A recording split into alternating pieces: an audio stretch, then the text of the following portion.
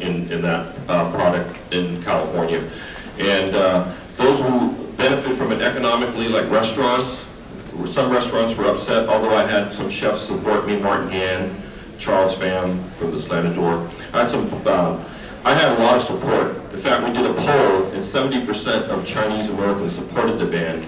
And of course, I think more, even as they got educated on the bill, more came on board. And so there's a very small backlash by people who economically benefited from selling shark fin.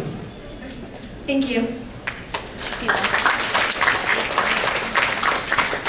Hello, I'm Sam Benson from Lee High School. And what do you think is the most important thing that you've done during your political career? Influence young students. Thank you. Hi, I'm Camilo Villaseca. I'm from Berkeley. So, due to the recent passing of the DREAM Act, what do you think the economic toll will be on the state budget due to the influx of students into the UC and CSU system? The impact on the budget will be none, because the AB 130 and AB 131, I was co-author of, a principal co-author. Those are the DREAM Act legislation. I'm proud to have been co-author of it. I'm proud that both of them were signed into law. AB 130 provides financial aid from the private sector, private scholarships for undocumented students. AB 131 allows them to apply for Cal grants.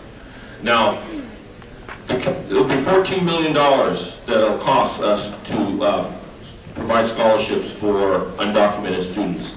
But all the documented students will get their Cal grants first.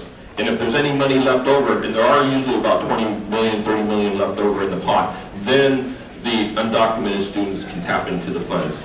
Okay, so the documented students will get all their money first, and then the documented students will get it if there's any money left over.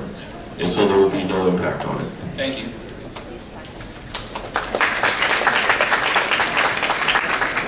Hi, I'm Delon Kashani from Piedmont High School, and I was wondering how you feel about the potential legalization, regulation, and taxation of marijuana as a source of income revenue for the government, as opposed to cutting higher education funding and cutting funding from UCs and CSUs and all these programs that could help kids out. Thank you for that question. That was my second priority, because that will also generate $2 billion in revenues. Exactly. Yeah, and of course I support it. I support the idea. We tax alcohol, we tax cigarettes, nicotine, and both of them are even more devastating to our health than marijuana is. And so marijuana should be legalized. It should be taxed.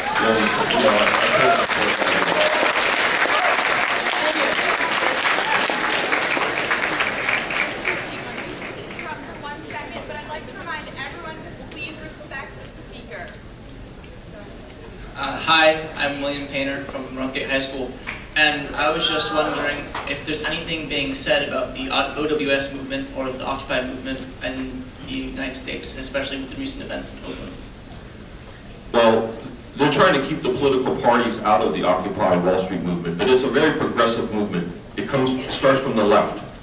As the Tea Party comes from the right, the Occupy Wall Street movement comes from the left. And because it's a progressive movement, it covers 99% of us. It progresses all the way to 99%. It's going against the top 1%, which is the culprit of the problems that this country is facing. It's not the public pension employees union, it's not our workers, it is Wall Street. And so I totally support their efforts, although they do not want any party involvement.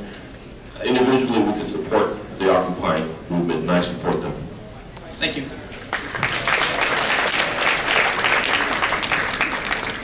Backroom deals are usually considered negative. How do you defend backroom deals? Backroom deals? Well, half the deals are made in the back room. It's considered negative because the public doesn't really know about what happened until afterwards. Right. Transparency is really important, and I support transparency as well. In the public works, I support transparency, but when you're meeting with a candidate one-on-one to talk about personal issues, that's where I'm a backroom deal maker. When you talk to me one-on-one about your goals and stuff like that. But in public work, in public issues, it's got to be transparent, and I support transparency. Thanks.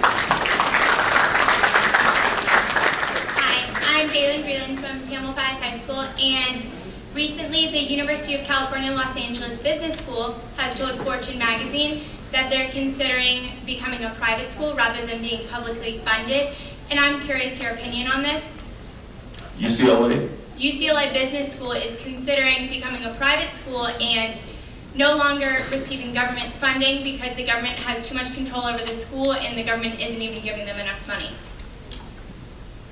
They're a public institution, they're a public university. And so they will remain a public institution and public university. They're under the charges of the UC Regents, and they get their budget from the state legislature. But they're considering not receiving any more money from the government and considering becoming a private institution rather than a public institution. They would have to change their name. Okay. But I'm just curious if you think that it's a good idea for our public institutions to not get government funding and instead become private institutions because they already have to have such a high tuition rate. Well, I support the public funding part of it, and I try to work on public funding for our higher education. And so I like that system of public funded higher education.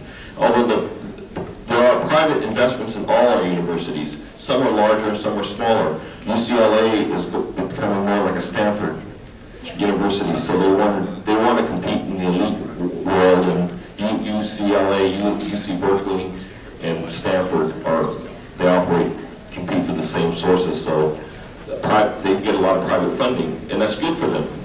But that private funding should be an additional to the public funding that exists today. Okay, thank you.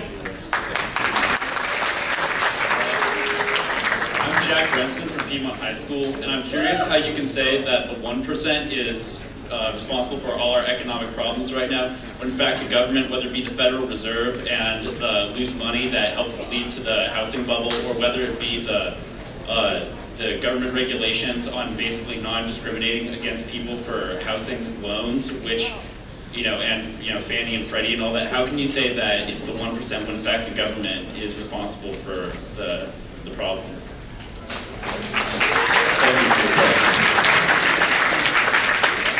Well, it's the laws that we make for the private sectors to allow them to do what they do. That is very true, that's very accurate, but they're exploiting the law and taking advantage of the consumers and the 99% of the people. That's what I'm talking about. Their exploitation. In sense, can you be a little more specific? Pardon me? Can you be a little more specific? Giving out bad loans. Well, they were given bad loans because the government policy basically said that you can't discriminate on people effectively because they aren't able to pay back their loans.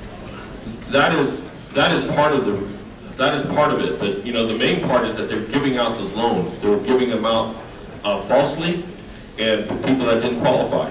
Well, yeah, but that's because the government basically, in the name of affordable housing, is trying to give out all these loans to say, like, you can't. This is not something which you can prevent from giving them a loan because they have the right to a house. But they targeted groups of people of color, lower socioeconomic and disadvantaged people that did not understand the law. The people that know the law know that they have protections in the law. And of course, I'm involved with mortgage reform, trying to protect the people when they get these bad loans. I think that we can have a debate on this issue, and I welcome your comments. I think we have a debate. We can have a debate. Yes. We have opposite views on this, Yes. and I appreciate your views. But my view is very progressive. Your view is a little different, and but I accept your views, and we can have a long debate about our differences in those issues. And I respect your views, though. All right, thank you.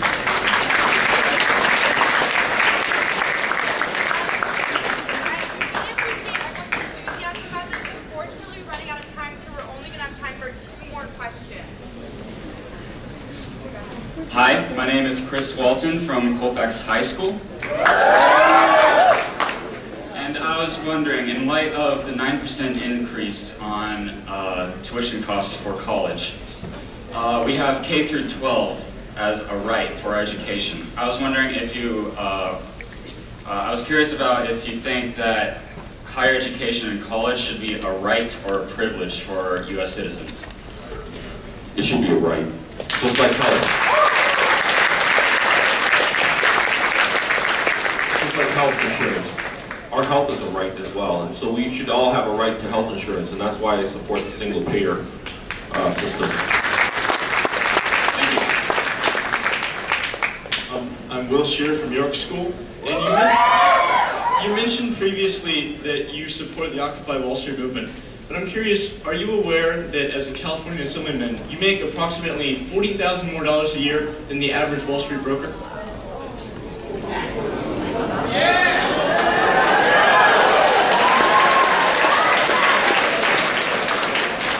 Their average is $55,000? Yes, sir.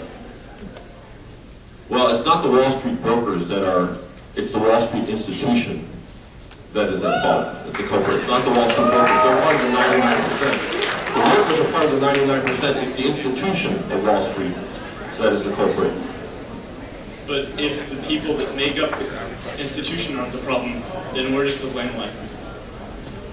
The blame lies in the way we govern the institutions as well. It's all everybody in the top 1 percentile. Isn't that the government's fault then? Well, that's partially the government's fault. They got to act on it. They're trying to reform it right now. They're working on reform, but they're not making any progress on it because of the polarization.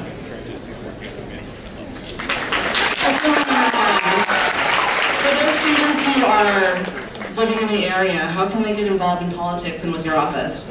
Well, I'm accepting interns in my office. You're welcome to apply with no Lonnie Sallings, my district staff.